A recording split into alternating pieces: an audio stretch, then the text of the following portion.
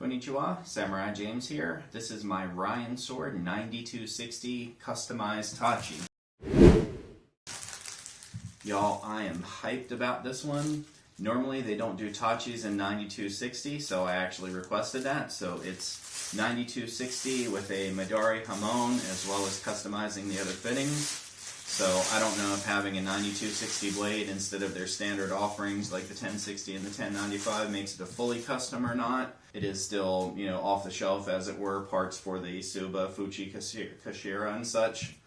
But as of now, nobody else has a 9260 RyanSword tachi. I just love tachis as well, the elegant curvature to them. This one was done, of course, to my customized specs. It's got some spare makugi here, which is awesome. It's done in proper tachi style, so it's got the wrap here. It's got the suspensory cord. It's got nice little fittings on it. That's cool. It's got the little leaves. Got all the normal tachi style fittings. The flat black saya, black leather ito wrap, the red and black sageo like I wanted, which has the little tie-offs here to keep the frillies from coming further undone. That is awesome. Nice supple leather here for the suspensory part as well, so that's great. Any rattle? No rattle whatsoever. The small amount of noise is my hands on the plastic and the makugi here. So let's go ahead and pop the makugi off and unwrap the handle. Alright, let's take a look at this beast. So all the fittings like I wanted. 9260 tachi, you gotta go dragon theme for it. Nice Suba. Yeah, just wow. Manuki looks awesome. The brass here really pops against the black Samigawa and the black Ito wrap. I wanted this to just be just like a black and gold sort of monster. They didn't have a black and yellow sageo, but I may swap this out for one later on. So as you can see, it's got a nice sori to it, nice curvature, so very tachi-esque style. It's longer than a katana, like a tachi generally should be. The habaki is really nicely set on here. It is lined up and centered up front. It is good on the back. There's no large ridges or anything. The seppa are nice. The Suba itself is pretty awesome. I don't see much of anything for a casting seam on it. The Fuchi and Kashira, the transition is really nice. It's nice and level on both ends. The Ito is alternating wrap, which is great. I don't see any hint of the Suka underneath. Oh, you know what? Down here, right in the little corner, right below the knot, I can see just a little bit of the wood. Yeah, I can't quite tell. I think that might be a spot of glue right over top of the Samigawa. But yeah, oh my god, this thing is awesome. Boy, I love this thing. I absolutely cannot wait to cut with this thing. As a tachi, I thought about getting a bohi on it to lighten it up a little bit, but I love the little bit of extra heft that it has to it from the bigger blade. I love that this is a 9260. I've got a 9260 Nodachi. If you haven't seen my review for that, that's by Katanas for Sale, not by RyanSword, but it is just a monster cutter. I have never cut with a tachi before. I've cut with a katana that had tachi fittings, but not something with this proper sori to it and such a nice blade. Damn, this thing is just awesome. I'm so happy with this. Alright, I'm going to go get this blade cleaned up and wipe the drool off of it, and then we'll continue with the review.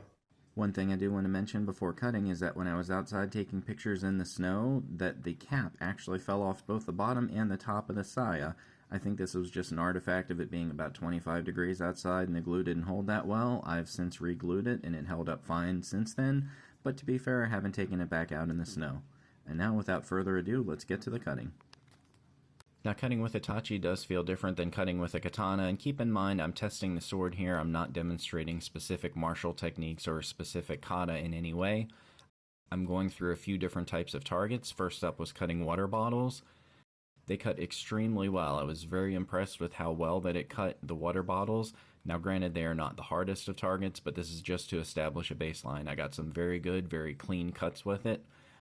Missed one, so I tossed it up in the air and took a hack at it. I tried a one-handed swing through a couple of bottles next to each other before I moved on to 2-liter bottles. Once I moved on to 2-liter bottles, I continued to be impressed by the cutting capability of it. It's not as easy to cut as a regular water bottle is, so the fact that it was able to make multiple clean cuts repeatedly was very impressive to me.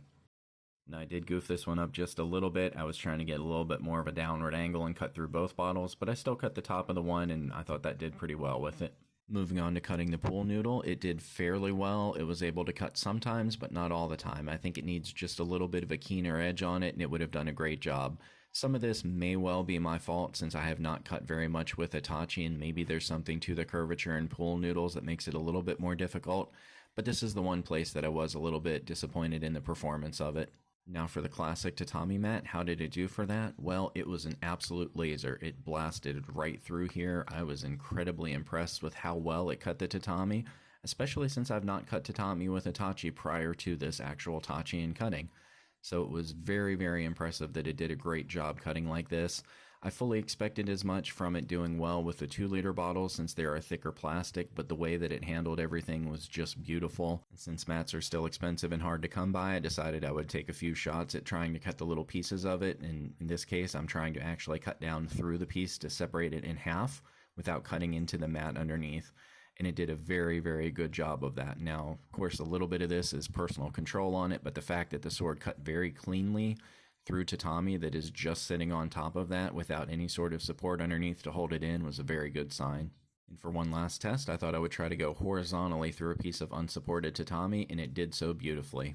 And to finish it off, let's take one more whack at it, and that's the end of the cutting. So to wrap up, am I happy with this sword? Yes, I'm absolutely happy with this sword. I think it was a great value for the price, especially since I was able to upgrade it to 9260 steel.